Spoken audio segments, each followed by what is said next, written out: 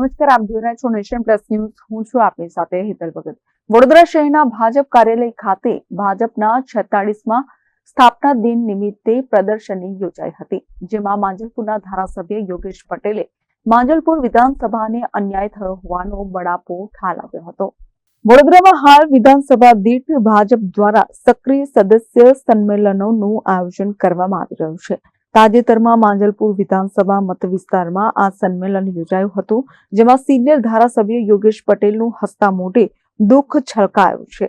તેમની મીઠી ફરિયાદ હતી કે અમારા વિસ્તારમાંથી પાલિકા ચેરમેન, ડેપ્યુટી મેયર બનાવવામાં આવતા નથી, તેમ છતાં અમારા વિસ્તારનો વિકાસ સારો થઈ રહ્યો છે. જે વિસ્તારમાંથી તે પદ આપવામાં આવે છે તેઓ ઓછા વોટ લઈને આવે છે. વડોદરાના માંજલપુર વિધાનસભાના સિનિયર ધારાસભ્ય યોગેશ પટેલ તેમના બેબાક બોલના કારણે જાણીતા છે. તાજેતરમાં તેમના વિધાનસભા મત વિસ્તારમાં ભાજપનું સક્રિય સદસ્ય સંમેલન યોજાયું હતું, જેમાં શહેર ભાજપ પ્રમુખ, મેયર સહિતના અનેક અગ્રણીઓ તથા મોટી સંખ્યામાં કાર્યકર્તાઓ હાજર રહ્યા હતા. આ તકે તમામ વચ્ચે ધારાસભ્ય યોગેશ પટેલે હસતા મોઢે પોતાના મનની વાત કહી દીધી હતી, જેને પગલે કાર્યક્રમમાં હાસ્યનું મોજું ફરી વળ્યું હતું. આ વાતની અસર કેટલી રહી તે આવનાર સંગઠનના માળખાની નિયુક્તિ પરથી સ્પષ્ટ થશે તેવો અંદાજો લગાડવામાં આવી રહ્યો છે.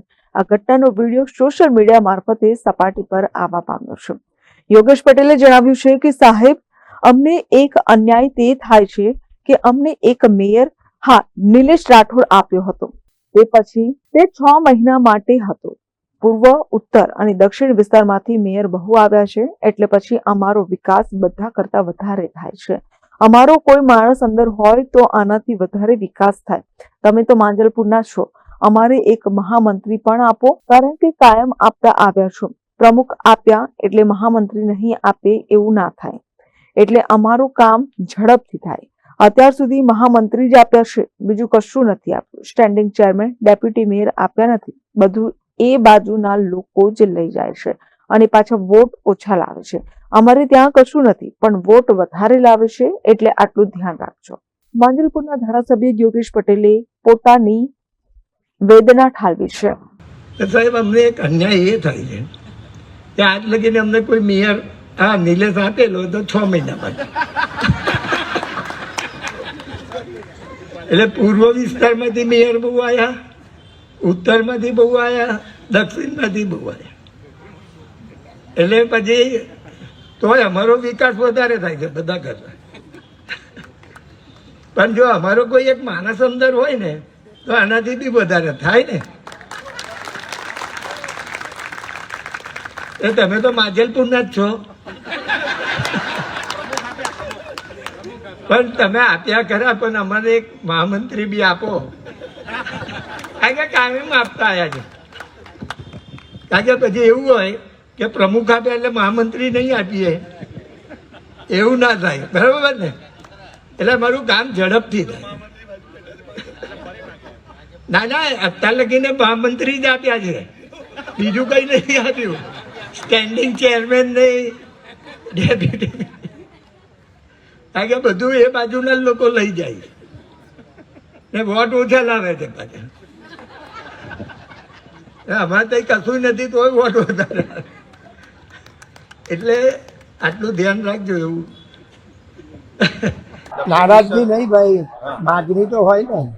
નારાજગી છે એટલે ખાસ કરીને 46નું વર્ષ જ્યારે માંજલપુરમાં ગઈકાલે જોયું, અમારા કાર્યકર્તા બધા હાજર હતા, નવા પ્રમુખ જયપ્રકાશજી હતા.